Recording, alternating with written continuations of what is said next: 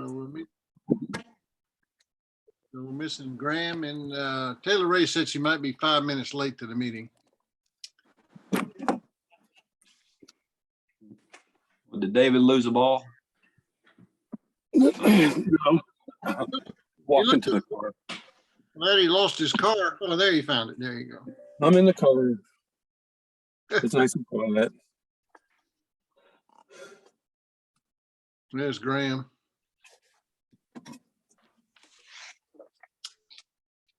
All right, let's go ahead and get started. Eric's here. Alex, you here? Yep, there's Alex. All right, Alex, why don't you go ahead and take it from here. Are you muted? You hear me now? Gotcha. All right. Good evening, everybody, and welcome to our guest. Thanks for joining us. Just some quick backstory. One of the town's top priorities, in fact, the top scoring priority, is downtown creation. And one thing we learned from our expert panel is that we're a bit underfunded in expert capacity for spurring the kind of development that we do want. And so we've talked about it, and we're interested in parting with DFI regarding phase one of some downtown assessment services. And after discussing it, we thought it'd be wise to kind of bring in our partners with DFI, our potential partners with DFI, and just talk through some of the questions we might have with the understanding that the town is very interested in kind of partnership here for downtown creation. So Marcia and Eric, I didn't know if there's anything you wanted to add it, but I was thinking maybe we could just open it up the floor for questions. All right. Well, great. Well, Mayor, with your permission, let's open up the floor for questions. Oh, yeah. Now, Eric, is you want to introduce, is it Marcia? Marcia. Marcia? Yeah. Have you been on calls before? I can't remember. We have. It's been a while, and it was in I think the beginning stages of the pandemic, which also always makes for a fuzzy timeline in my mind. But yes, I think we joined you all maybe in spring. Was it probably April of 2020? I think it was, to talk about scope of services, a phase one feasibility assessment. And that was myself, Marcia Parrott, Associate Director with DFI Development Finance Initiative, and Eric Thomas, who is a Senior Project Manager with DFI, and also has helped lead several town center redevelopment projects around the state of North Carolina. All righty. Well, welcome y'all. Appreciate y'all joining us. I'm gonna turn this. I want Brad and David to take the lead. They're our two economic development council members, and of course, Brad has tons of experience in economic development. So, Brad and David, I'm gonna let y'all take the lead. If y'all have any questions or comments, or what do y'all think of the project? Go ahead, Thank you, Brad. Mayor. Yeah, thanks, Mayor. Thanks, David. Well, I think what might be most helpful is for Marcia. Graham was not around on the board in April of 2020. Taylor Ray was not as well. I'd love for Marcia you to give a 5-minute overview of the development process and the sort of the deal, so to speak. I have a couple of questions after that. And I'll go ahead and give them to you now. There's no secret. I'll probably ask them ahead of time. I want to know generally about risk to the town on phase two. And as you described phase one and phase two, everyone will understand what I mean by that, the development fee. If there is no suitable development partner, how are you reimbursed? And then the other question is really just to tell me a town most like Stallings you've worked with. I think of Morgan, is it Morganton or Morrisville? I can't remember. Morrisville, perhaps, where it felt like what you were doing there was analogous to what maybe we're doing here, though I don't know much about Morrisville. So talk about that and some possible outcomes from your experience. Does that make sense? Yep, it does. I'm going to try and keep track of the questions, and I know you've shared them by email. Yeah. Eric, should I start with the overview and then maybe you go into the examples? How does that sound? I think that sounds how I was thinking. Great. Well, nice to see you all again. So I'll start high level and try to get it through in 5 minutes. Our group is called the Development Finance Initiative, or DFI, and we are within the Community and Economic Development Program at the School of Government. School of Government is a school within UNC Chapel Hill, but distinct from other academic departments in that most of the teaching and advising that the faculty and staff do at the school is actually to and for local government staff and elected officials. So there are experts at the school within every topic from land use to animal control to development finance. So our group was born out of a need that faculty and staff at the school identified for more specialized consulting around development finance that could be deployed around the state for local governments to help them realize their community and economic development goals. So we work on projects ranging from downtown revitalization, the adaptive reuse of historic buildings like mill buildings, to affordable housing, to the creation of town centers like what you all are contemplating in Stallings. We do that by providing pre-development assistance. So essentially doing work very similar to how the private sector would approach development work, in that we do feasibility analysis, which involves market research, site analysis, financial feasibility, but we layer on an additional lens of public interest and how can a development project best meet public interest and community goals. So not to say that the private sector isn't also interested in public interest, but that's really our priority, is looking at a development project with that private sector lens, but with those public interests as a core value that leads our work. So what we have proposed for you all is what we call a phase 1 feasibility analysis. So that is doing a good deal of that pre-development work. So market analysis, site analysis, some high-level financial feasibility analysis to understand what's happening in and around the 4 parcels that you already own and that you're contemplating for a town center, as well as additional parcels that could be acquired to carry forward your vision, but doing some initial feasibility analysis to help you understand potential paths to redevelopment. So I envision at the end of phase 1 that we will have a menu of different options for you all to contemplate in terms of, here's what you can do with your phase 1 as a demonstration project with the 4 acres you already own. Here's a larger vision that might include neighboring properties, or here's a smaller vision that we think can be accomplished on 2 acres. So doing enough pre-development work for you to understand what is possible given current market and financial conditions, what your potential paths are, what might be required of you from a public participation perspective. So we're only going to present you with options that we think you can generate private sector interest, and will help you understand that how you might be asked to partner in a public-private partnership. And if you decide that one of those options is agreeable to you, we could get engaged for a phase 2, which would involve a development solicitation process. So that would be a competitive process that you all run, but we would support you in as your consultants to help you attract a private development partner and then assess those different development applications in a competitive way. And then once you select your partner, we would help you actually negotiate a development agreement and be there with you to make sure the developer is meeting those key milestones. So that's farther ahead in the future, phase 2. The proposal that we have presented to you all tonight is for a phase 1 feasibility assessment. So not yet committing to that full pre-development process with a competitive solicitation, but giving you enough information to decide whether or not you want to keep moving forward into a competitive solicitation process, recruit a private development partner, and thinking through what that could look like. If it's for a demonstration project, maybe you'll be looking for a master developer for a multi-phase project. Until we've done that phase 1 analysis, we don't yet know what that phase 2 will look like and how many solicitations or what type of partner you might be recruiting. But that's the point of phase 1, to give you enough information to see if you want to keep moving forward into phase 2 and to be prepared for what that solicitation might look like.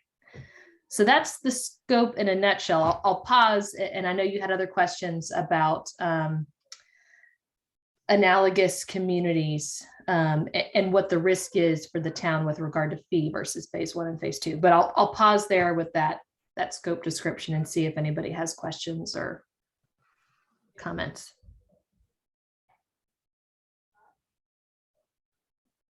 Well, Marcia, this is Wyatt.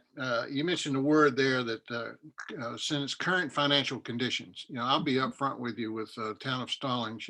We have some, it's going to be a tight year next year, and it's probably going to be a tight year for 2 years due to some other projects we have going on that we've already committed to. And so what I'm thinking, is there a timeline after you do phase 1 that you like to do phase 2 or that we would scare off developers? Talk to me about what do y'all see as a good timeline to adhere to?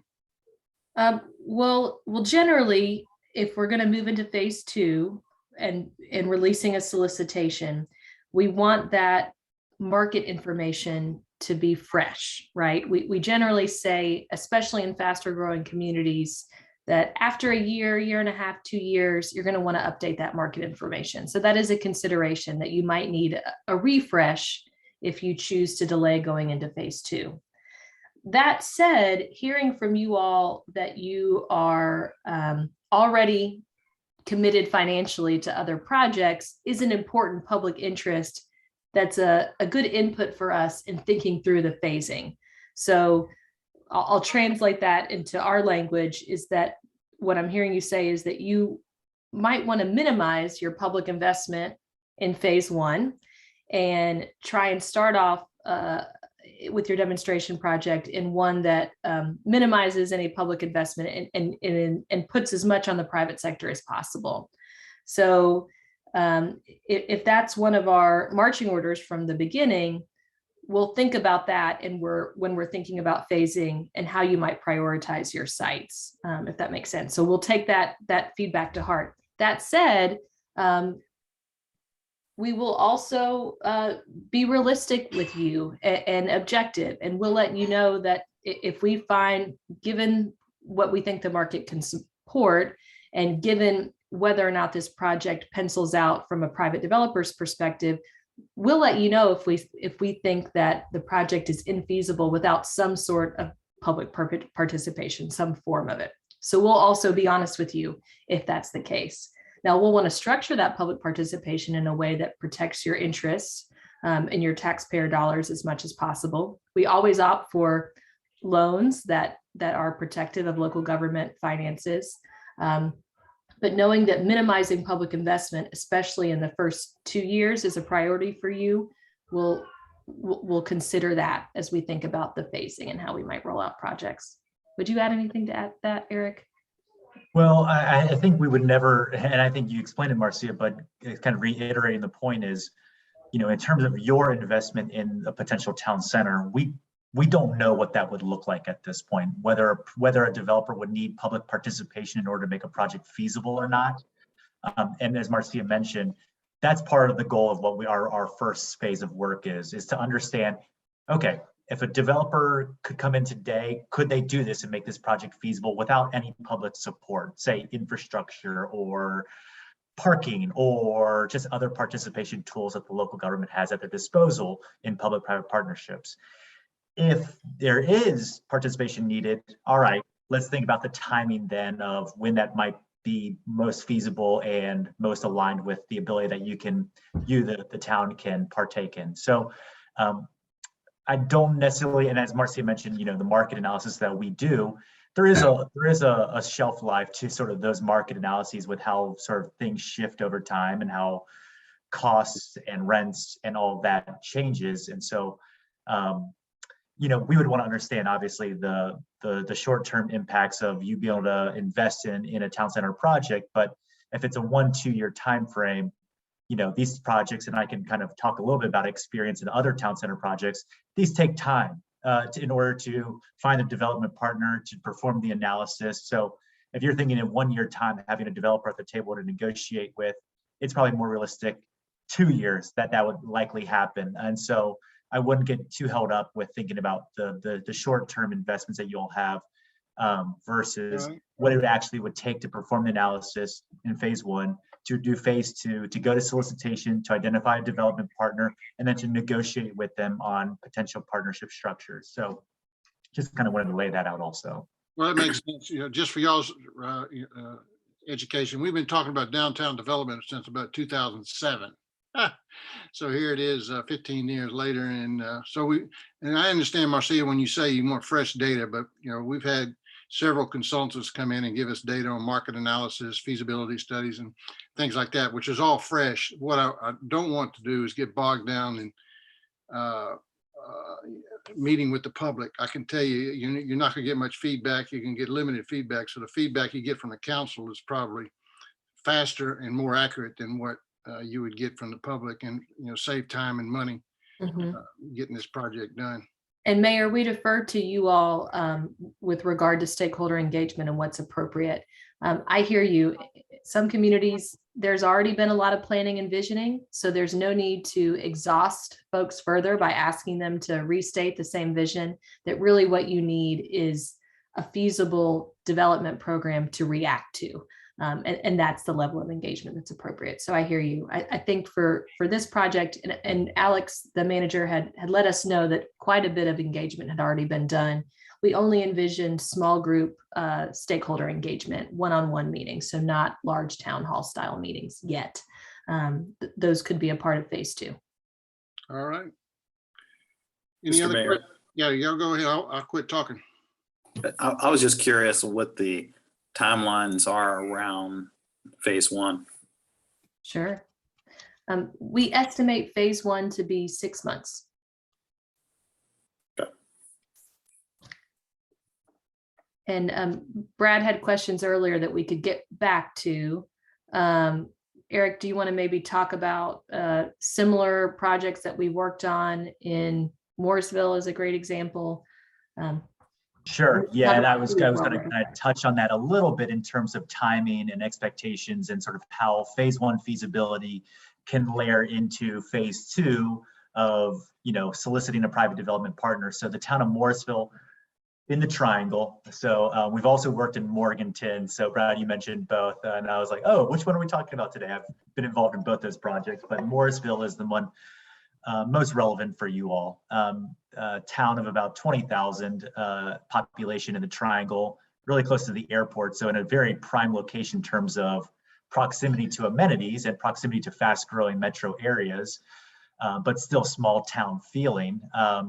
They, like you, have had a town center plan that has essentially evolved and been an idea for over a decade. They essentially are a suburban community, and wanted to realize there's sort of a town center 0-0 coordinate of where you could have town center events, public gatherings, a dynamic live, work, play area, rather than just being essentially tract homes with sort of the suburban commuting to the metro areas. And so working with the town of Morrisville, we did exactly what we're proposing with you all. Essentially a phase 1 feasibility of assessing what is the likelihood of your town center vision that they had done documents and visioning and public engagement around, and assessed, is this feasible from a private development perspective? So layering in the market realities of cost to develop, the vision that had been laid out, analyzing market data in terms of supply and demand of specific product types that would be supported based on the vision, and ultimately working with the council to say, here's what we're seeing in terms of the overall, essentially, demand for this specific product type.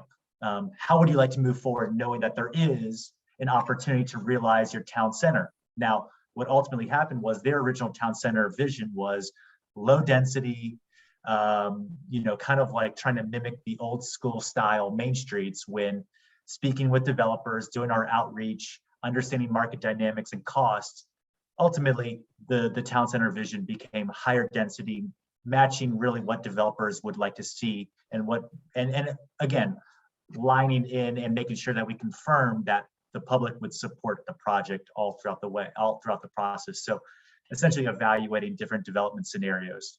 Ultimately, the council landed on a development scenario they preferred. It took some time, but we layered in a public participation strategy around parking investment, and then went to solicitation. Multiple developers responded, interested, and right now there was one period where a developer was negotiating with the town. Ultimately, their ask for public participation was too much, so we went back to another solicitation, and now there's a developer that is on board negotiating with the town on a development agreement. So this was a 5-year process, and that's only because there was a failed negotiation, but DFI stuck around the entire time to support the town, both on testing the developer's assumptions after they've been selected as the preferred firm to negotiate with, and then helping the town structure in a legal manner the public-private partnership. So I feel pretty excited and confident that there's going to be a first phase of the town center in Morrisville breaking ground in the next few quarters. So it was a long slog, but it's where it is, and the market dynamics supported it. And now there's developers that are essentially on board to realize the town's interest in creating a town center. Yeah, I see on their website, they approved their town center plan, their first one in 2007, similar to what we did. Yeah. And, again, they had the idea of wanting to establish a town center core area. But again, they just put that vision out there, hoping private developers would come in and realize it. But the vision that they had crafted wasn't feasible from a financial perspective, from private development perspective. And so it took layering in public strategy, public participation, allowing developers to provide a little bit of creativity around a solution in order to get a solution that would, one, be accepted by the town council, but also feasible from a private development perspective.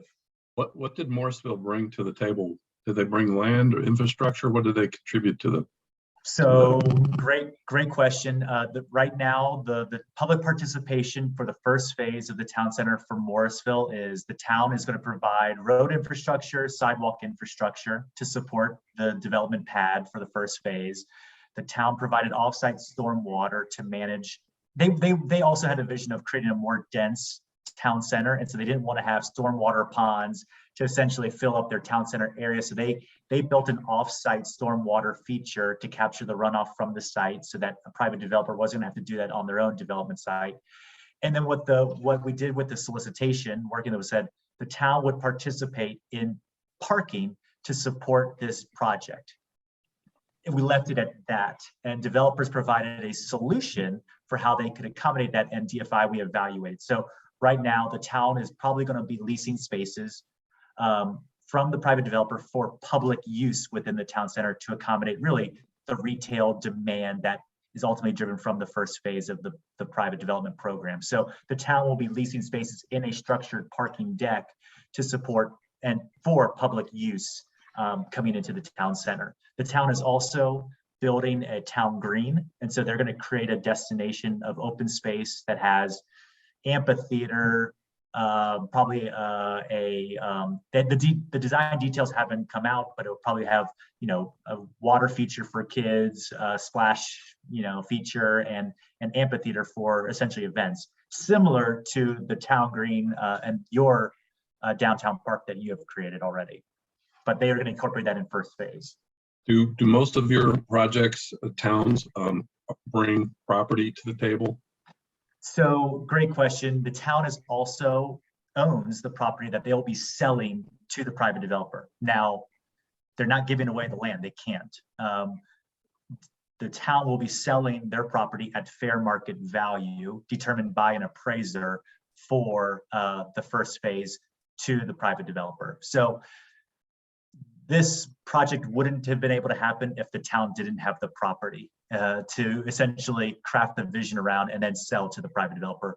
Otherwise, they have no control over it beyond we want to see this happen in our town center core area. We've established some development ordinances that hopefully will achieve that, but beyond that, they would have no control over essentially, crafting the solicitation, identifying a public-private partnership strategy. And one last quickie. Are you up to speed with the properties that we own? Okay. Yeah. Yes. We're well aware that you acquired, I think it was like a 4.2 acre. It was the old John Deere a site, or John Deere, some sort of dealership there. Yep. And then it's adjacent to the other town-owned properties where you have your new town hall and public facility, and across the street from your park. Yeah, we've bringing some land to the table in this one. Yeah, and how we talk about this, and maybe talking about a little bit of the challenges around Morrisville also, is the town acquired some property within their town center core area, but they didn't acquire it all. They acquired enough that was identified for a first phase, with some for additional phase or two. But now what we're seeing is, okay, now that a developer's on board for a $60-70 million project, the value of that land in the town center core area is going up. And those property owners that bought it on speculative, measures, they realize what they have, and that the public is starting to make investment. The public is planning to make investments here. Private developers are bringing in development, and so now it's going to be, they'll figure a way to get property, but it's becoming more challenging, or the cost of it is going up. So just something to be aware of as you're thinking about this, the value of the land once you start formalizing plans for building the town center. Well, let's talk about future development, Eric. Let's say we get to phase 1, phase 2. Problem in Union County is water and sewer. There is none left. I was talking to the hospital.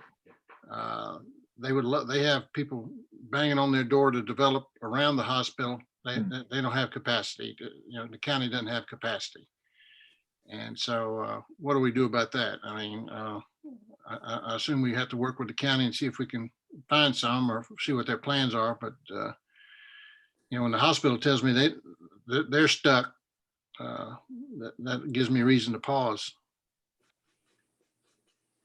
Yeah, I mean, I think there's obviously going to need to be capacity in order to service development. I would be, I would want to know that, and coming from a private development perspective, that's what we layer into these projects, is bringing a private development perspective, by also being essentially serving on your role of bringing that perspective to your staff.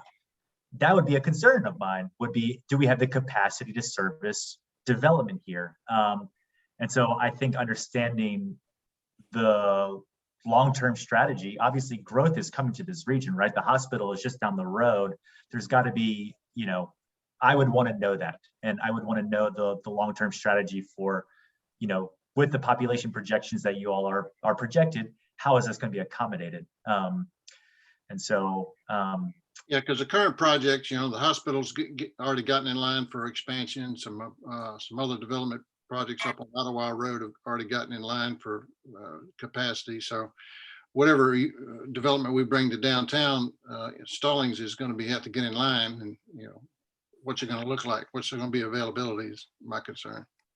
Is there a way that as we, if we were brought on to perform this analysis, to understand really I would think we would have to work with you all to understand if there's zero capacity, we would need to know that, but also what is timing of potential expansions to accommodate capacity needs. That's going to obviously drive the ability for development to be a success in the town center area. So I think that's something we would have to work with your town staff and engineers, and look at timing of potential expansion investments to say, all right, if there's no capacity, when will there be capacity? Because population projections are showing that this area is going to grow. So it's got to be accommodated, or else it's going to go somewhere else, right? Well, the county controls it, so we need to get y'all in touch with them. Luckily, one of the town managers for Stallings for 10 years is Public Works, in charge of Public Works. So we just need to meet with him, Brian Matthews, Alex, and let DFI know the lay of the land. Mm-hmm. And just to be clear, We will consider that as an input to our process, but we are by no means experts on water sewer infrastructure and how to finance those expansions. That said, the School of Government has experts in that area, and we could connect you to those folks. You already have access to them for advising if you need it, even if you weren't to engage DFI. So we're happy to support you all and connect you with the right resources and experts in these topic areas. With or without us on board, we can connect you to those resources. I have a quick question. Sure. So I'm hearing a lot about developers. Maybe I missed it. Is there anything you do in terms of helping us identify actually the commercial entities that would say occupy the buildings? Because to me, the concern would be you develop a downtown, but then you just have empty storefronts, which is more problematic, I would think, than actually having empty space. Yeah, it's a good point. I'll start, maybe Eric, and have you jump in. But I'll say that does, so our market research will first determine whether or not there is demand for different commercial uses. So that will be a really important early step in our feasibility process, is seeing what the market could support. It is actually the developer, though, later on, if and when we determine that there is demand, which tells us that yes, those spaces will be filled by commercial tenants because the market can bear it, it will be actually the developer who recruits those tenants and places them. We'll figure out whether or not there is general market support for commercial uses, what rents need to be paid. If those rents pencil out from a construction cost perspective, but it will be ultimately the developer who brings those tenants on. That said, if the types of tenants are a key public interest for you, we can help you think through strategies from a zoning perspective, from a placemaking perspective, to help attract the type of tenants you'd want to see. I don't know what you'd add, Eric. Yeah, I mean, I again, reiterating what Marcia said here, is we don't do the job of recruiting tenants to fill it, but however, we can talk about the types of retail, say, users that you ultimately would desire within your town center, whether they're boutique style, small scale. We can layer that into our sort of the solicitation process, knowing, and again, this is more helpful for the private developers that ultimately respond, is informing them of what you all are hoping to achieve with your downtown. For instance, saying they're looking for smaller scale boutique retail versus big box retail. Obviously, your downtown, there's only going to be so much land, so we're not talking about a large scale, significant, big box retail destination, but we can spell that out to make it very clear what you all's vision for your town center is, and that's going to help inform and make it easier for developers to respond and address what you all want to achieve. And Graham, building on that point that Eric made about the solicitation process, if that's important to you, really thinking through the type and quality of tenant that's in alignment with your town center vision, that will be something we look to in terms of the criteria for how we select a development partner and evaluate their past experience. So we can ask them how they've addressed this issue in other similar projects, and look at their past projects and what the tenant mix is and their ability to lease up space. So those are things that we can bake into our solicitation process to make sure that we're keeping a close eye on it, so that you have the type, quality, and density of tenants that you hope for in this vision. And sorry, just one additional question. So do you have data in terms of what towns have done, and say 10, 15, 20 years down the road, and what works and what doesn't based on the size of the town? So and what we have in terms of the downtown center, where maybe big box worked in towns our size and small boutique stores did not, or vice versa. Is that something that you would be able to provide us?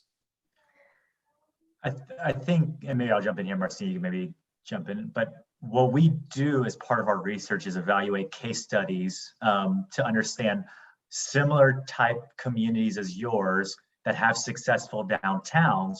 What is their makeup? What is their mix? What do they look like? So, and were they built from scratch or did they evolve over time? So we try as much as possible in our market research to identify those comparable or similar communities that have evolved similarly to how you all are going to evolve in a very, directed manner and a very sort of public interest. It just didn't happen just organically. You want to make it happen. You want to spur it. You want to catalyze it. So here's how we're going to do that. So we'll evaluate those types of communities that have done similar projects to that and see how those evolve. Now, it'd be hard to go back 10, 15 years of data to see, what were the key decisions that made this happen, how it looks today. But we can look into those comparable case studies of successful town centers that were built from scratch and see what that makeup, and really maybe the strategies. We'll do our best at that. And I think, I think that's sort of how we layer in market research is making sure that we address the community that you are and make sure we find comparable communities that are in line with what you all are trying to achieve. Yeah, my answer was just going to be, do we have data? Oh boy, do we. We had collect a lot of quantitative, qualitative data, case studies. Eric said it. Yes, we will find as much and collect as much relevant data to your community as possible. Any other small towns that are close by that we could ride by and see some results? Or I know Kannapolis is one, but they're, obviously have a lot more money than we have. But is there any other small towns that was? From a town center project perspective, Right. Yeah, Kannapolis is a really good example, right, of whole scale creation of a downtown. We've had smaller projects that have broken ground, not town center scale, but downtown project in Concord. Most recently, we've been around. We just celebrated our 10-year anniversary, so we're just now starting to get to projects that are breaking ground. And being able to see things coming out of the earth. I'm trying to think around the Charlotte area. And it doesn't have to be a downtown center. It could be, a community, whatever. Well, if you're in downtown Durham anytime soon, down East Main Street, you can see two projects that we've done. Actually, is almost equivalent to 4 acres. When you add the two sites together, it's 2 county-owned parking lots on a side of downtown Durham that is not experiencing revitalization. It is actually pretty inactive and has a lot of vacant storefronts. It's more of the civic-oriented side of downtown. So right now there are construction is occurring. So there are heavy machines on the site. So you're starting to see some activity, but those sites will be redeveloped into a mix of market rate and affordable housing, with ground floor retail, wrapping 2 parking decks. So not quite town center projects, but two large scale projects that are going to change the feeling and essentially bring a more downtown vibe to that part of Durham that has not seen the same activity that other parts have. Yeah. So that's Marcia, I would also 500 mention blocks of Main Street. Go ahead. Gastonia, Right. That's development right. agreement in Gastonia around the Fuse District, the reuse of the Trenton Mill site near the projected baseball stadium there in Gastonia is another DFI project. Okay. What's that? No, I said, okay, yeah, it's close by. Yep. Yeah, Yep. It's in when you said, Eric, it's in the Fuse area, FUSE, Mhm. yeah, what they call it. yeah, the sports and something sports and Franklin. entertainment district. Right. I wasn't the Yeah. project manager on it. I did some site analysis for that specific project, but a mix of uses and historic and adaptive reuse around a minor league baseball stadium. Yeah, that stadium's open now and operating Yeah. there. So it's really cool to see. Yeah. Hey, So yeah, go ahead. oh, No, my question, I think we'll circle back to it now, if you don't mind, is that, just for the council's perspective, but I'm looking at this as extra hands-on staff. We just bought a fairly expensive piece of property at a really key intersection. So I just don't think Alex has the time. He would also say the expertise, and I would agree to do something like this, given all the other duties he has. This to me is probably better than hiring an economic development staff person to go out and beat the bushes and try to develop this. So for the phase one cost, I'm very comfortable with the amount of money that we spend for the resources we get. However, phase one is not the end. In fact, I'd be extremely disappointed if we didn't actually get an RFP out on the street for putting that piece of property back on the tax rolls within a couple of years with a really cool project. So let me circle back to my other question. If that, just explain to us, Eric or Marcia, how the development fee is worked into the deal normally. And I've read the Morrisville agreement. But also, if we're not able to secure that agreement, how do you get paid? Are we paying you for your time? Do y'all eat that cost? How does that work? I think that's important to know going in, because phase one would be a disappointment. We'd have to do phase two for me to feel like we've done anything really. Mm-hmm. Yep. I can start, Eric, if you want to. I'll let you go, Marcia. Okay. This is your bread and butter. So we charge a flat fee to our clients. So you would be paying a flat fee for both phase one and for phase two. And that is a one-time fee that does not change. We can break it into payments and over fiscal years if needed, but that is a one-time flat fee.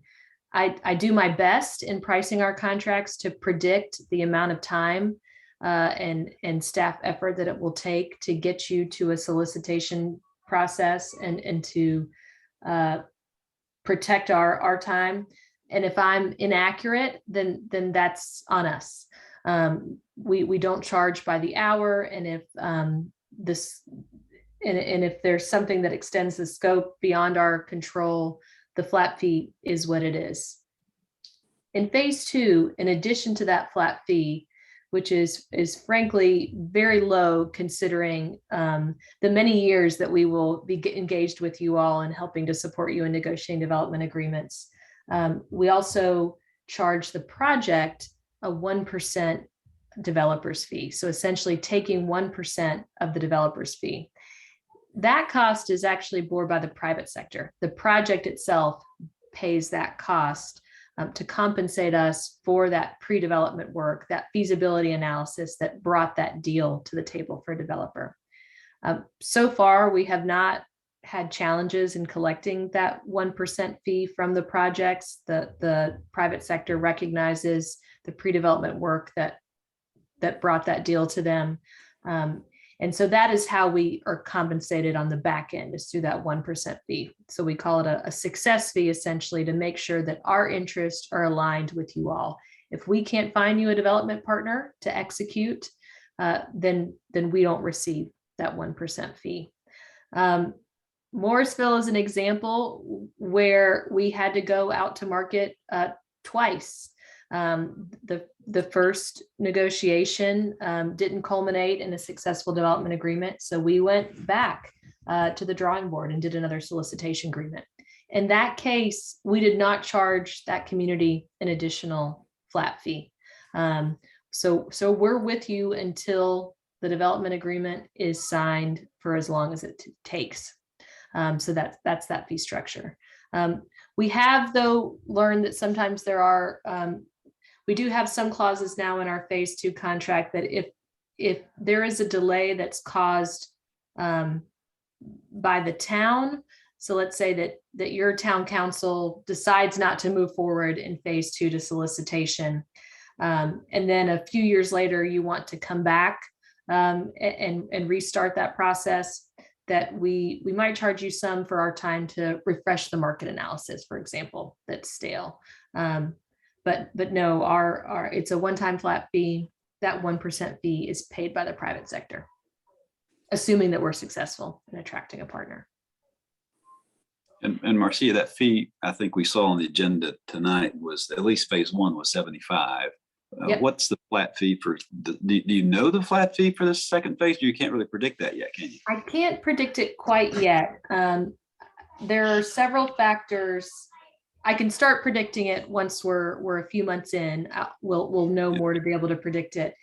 There are several factors probably the most important one is how many solicitations? Is this soliciting a master developer and to control several projects? Is it breaking it up into more than one project with very different developer partner types so that we'll want to do more than one solicitation? So those are the key questions that I'd want to know in predicting phase two. The scale, we might find that there is endless market demand and that you need to expand to more than 4 acres. So the scale might change of the project. So I can't predict that phase two fee quite yet. I can say that within a few months, we'll have a better sense of that and be able to prepare you for that. Well, since we've talked about Any Morrisville, ballpark? can you tell us what Morrisville paid? I know it's, I won't hold you to it, but Whew, that's an old one. If is you that gave me old? some time, I could look it up, but it's been it's been probably since 2016. I've worked on that long. Okay.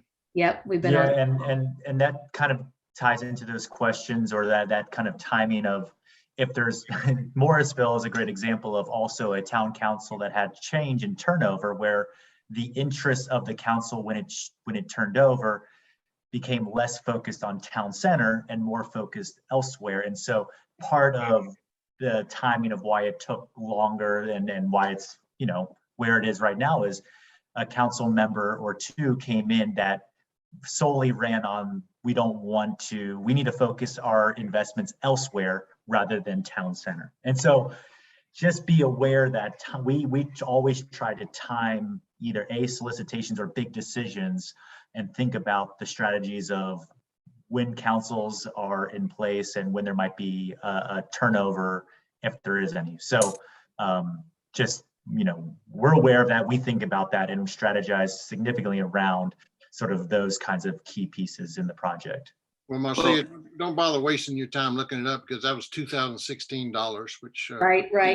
Well, and I'll add that the fee is always most efficient for you all, because it's most efficient for us if you were to engage us with phase two rather quickly, because we've already got a team deployed, the knowledge is fresh. So if we're able to build off that momentum and we know that a solicitation isn't very far away, we can price accordingly. But we are state employees, we're a nonprofit, so we do need to charge enough to keep the lights on, but also make sure that we're covering our costs, but not exorbitantly. So it's really a break-even fee. Can you at least ballpark it? Because if you tell us 10 grand, 10 million, that's going to be, a no deal kind of breaker here. If you tell us it's going to be, we're looking for some type of ballpark just to understand. Right.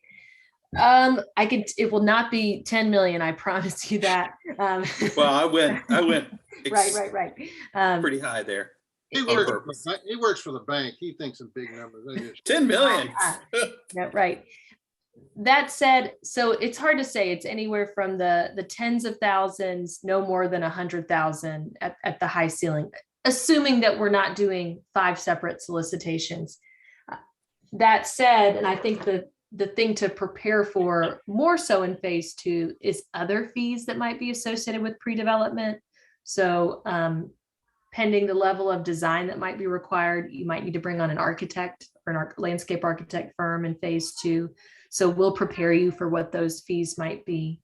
Public participation in future development will be significantly more than our fee if required. So we'll help prepare you all for that. So as we're moving into phase one, and as you're considering moving through phase one, and as you're considering what's next for you, we're going to help you think about the financial implications, not just of our fee, but for all the costs that might be associated with recruiting a private development partner. So we'll be transparent and upfront with you about any costs associated with recruiting a development partner, and making sure that you're not overspending and that you're putting as much of that cost on the private sector as possible. Our mission, we are public servants ultimately, and our mission is to protect your investment, both in us and both in this project, but we'll be preparing you for that. Well, Steve, this is Brad. I would just add to that that was a very great answer to a very difficult question. But I do think that I'm looking at this as, instead of hiring a staff person department director type salary and above with benefits. You're getting that for a period of 3 or 4 years. So if you look at it in those terms, those numbers Marcia just laid out are reasonable.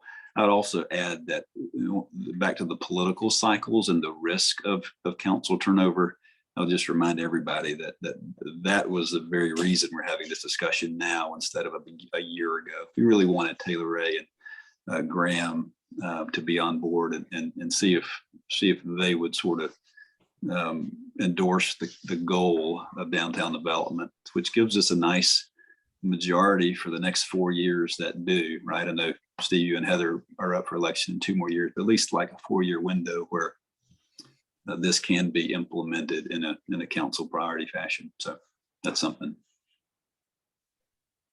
I'll mention too, and this relates to your question, Brad, is that we do sometimes notice, especially with town center type projects or greenfield projects, that sometimes towns can overspend on conceptual visions, so renderings and beautiful pictures, but without feasibility analysis.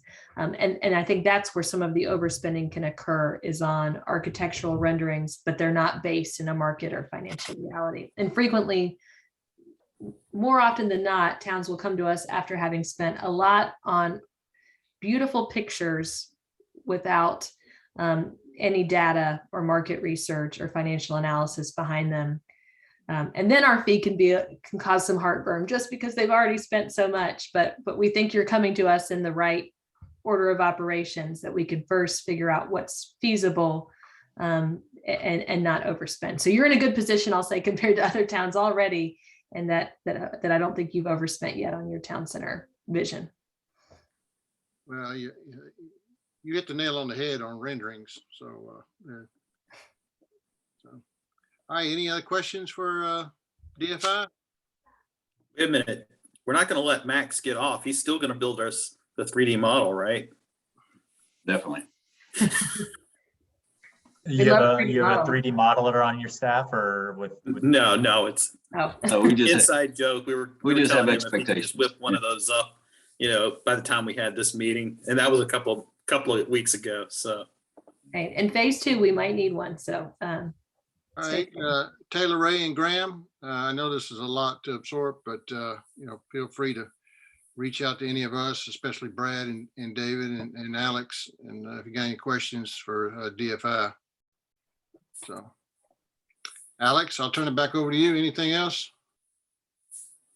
No, sir. Nothing from me. Just as a reminder, we've got the DFI phase 1 proposal on the agenda for potential approval tonight. All right. All righty. Well, Marcia and Eric, thank you all for joining us. all right. Thank you for having us. Yep. All right. Thank you. All right. Thank you. Thanks so All right. much. Good night. Mayor, can we get a motion to adjourn, please, sir? Oh, I I'll move. forgot. Could somebody do that, please? Can I get a Motion motion? to adjourn. Motion by Mr. Scholl, second by I second. Graham. Mr. Hall. All in favor, say aye. Aye. Aye. All right, ayes have it. Thank you. Thanks, Aaron.